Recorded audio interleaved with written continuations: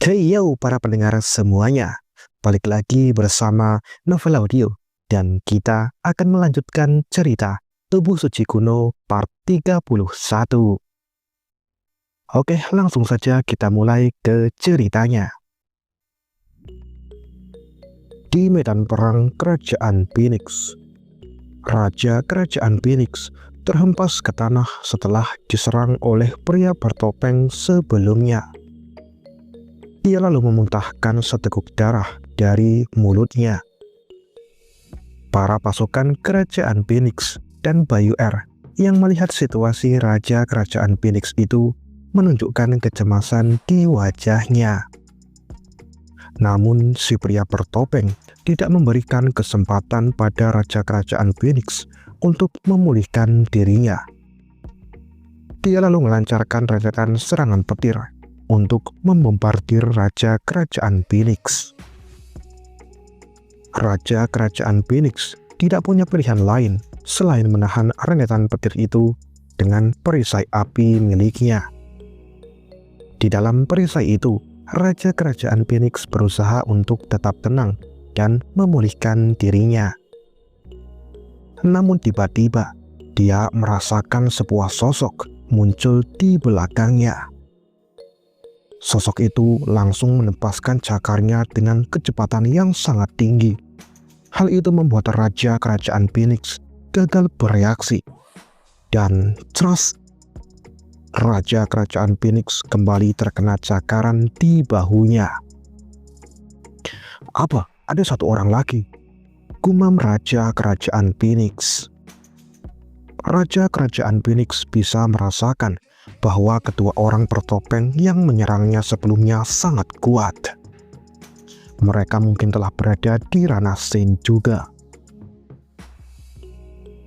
Di sisi lain, setelah mendengar gumaman Raja Kerajaan Phoenix, Raja Kerajaan Naga segera tertawa. "Hahaha, tidak, kau salah. Bukan cuma dua. Lihatlah, ini adalah bantuan yang diberikan Tuan Muda padaku. 4 orang di ranah Shen. Bagaimana Pak Tua? Tidak ada gunanya kau berjuang. Bergabunglah denganku untuk melayani Tuan Muda. Kau dan putrimu pasti akan diperlakukan baik oleh Tuan Mudaku," ucap Raja Kerajaan Naga. Raja Kerajaan Phoenix menggertakkan giginya setelah mendengar itu. Tapi dia segera menenangkan dirinya. Raja Kerajaan Phoenix selalu menyalurkan api di telapak tangannya dan bersiap menyerang lagi. Sudah jelas dia bersikeras untuk melawan sampai mati. Raja Kerajaan Naga tidak terkejut setelah melihat itu. Dia malah sudah menduganya. Segera Raja Kerajaan Naga memberikan perintahnya. "Kirim dia ke peti mati." Setelah mengatakan itu, 4 orang Shen itu langsung bergerak. Mereka memunculkan bola-bola petir dan itu bergabung menjadi satu.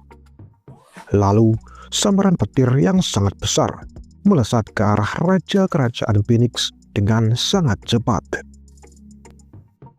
Raja Kerajaan Phoenix langsung terkena serangan itu. Dia berusaha mati-matian untuk bertahan dari sambaran petir tersebut. Namun takdir berkata lain. Serangan gabungan keempat Shen itu jauh melampaui ketahanan tubuhnya. Raja Kerajaan Phoenix perlahan-lahan kehilangan kesadarannya. Apakah aku akan mati? Apakah Kerajaan Phoenix memang ditakdirkan untuk binasa? Tidak. Aku tidak boleh menyerah. Jika aku jatuh, maka istri dan putriku, serta semua rakyatku, mereka pasti akan menderita. Aku harus bangkit. Berdirilah, berdirilah. Segera Raja Kerajaan Phoenix pun bangkit kembali. Api berkobar di matanya. Namun setelah dirinya sadar, dia terpana dengan pemandangan yang ada di depannya. Ternyata saat keempat orang bertopeng itu akan memberikan serangan terakhir padanya, putrinya lah yang telah mengorbankan nyawanya untuk melindunginya. "Ayah, kamu akhirnya bangun," ucap Bayu R dengan suara yang lemah. Kemudian dia jatuh ke tanah dan tak sadarkan diri. Raja Kerajaan Phoenix melihat semua itu dengan ketidakpercayaan di matanya. Dia memandang kedua tangannya dan menyadari bahwa putrinya lah yang menggunakan api divine miliknya untuk membangkitkannya kembali. Jika pemilik api divine Phoenix membangkitkan orang yang jauh lebih kuat darinya, maka api itu akan langsung padam dan menghilang dari dunia ini.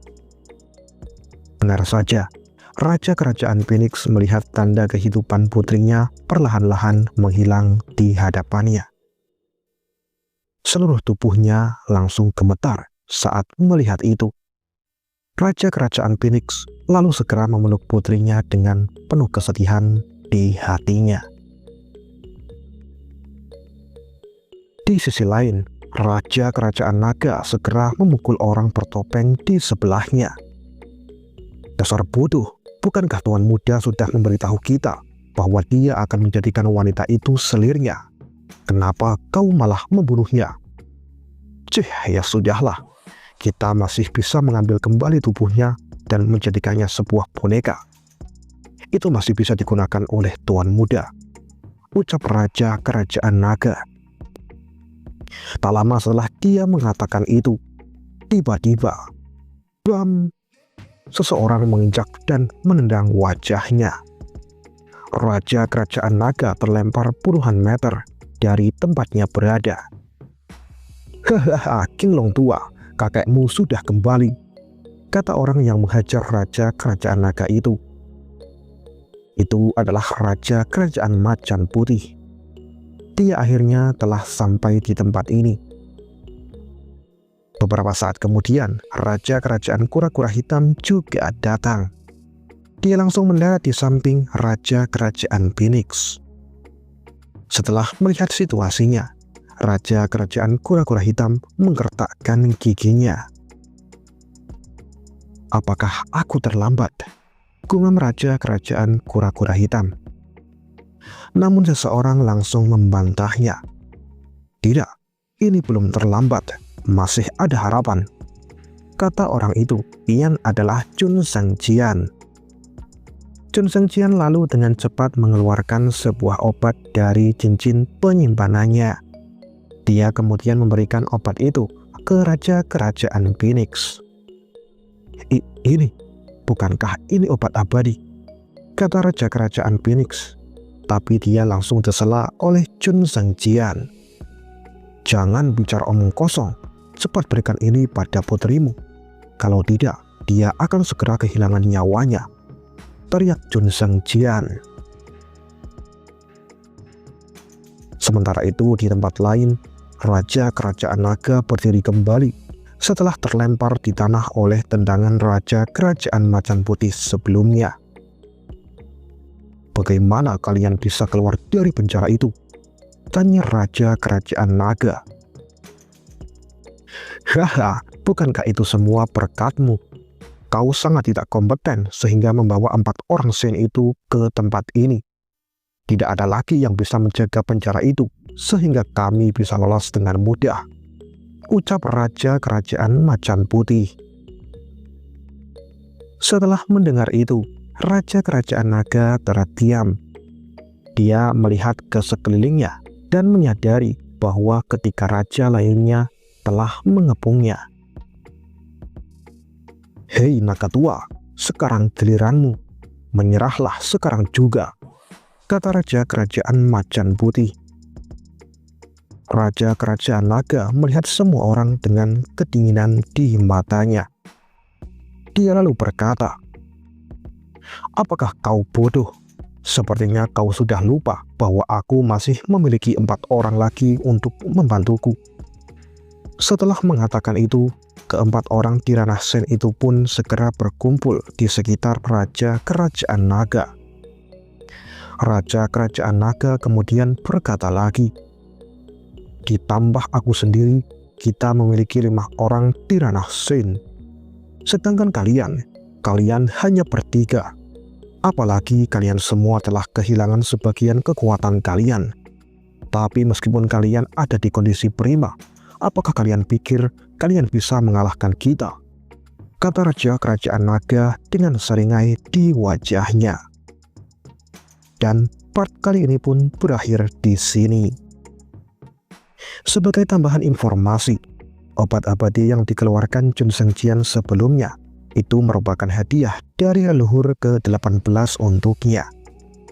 Chun Sheng Qian sebenarnya merasa sangat patah hati setelah memberikan barang berharga itu. Chun Sheng Qian bahkan berpikir untuk meminta penggantian biaya ke Chun Xiao nanti. Tapi seperti yang sudah bisa kita tebak, Chun Xiao pasti tidak akan mau membayarnya kembali. Oke, itu aja untuk tambahan informasinya.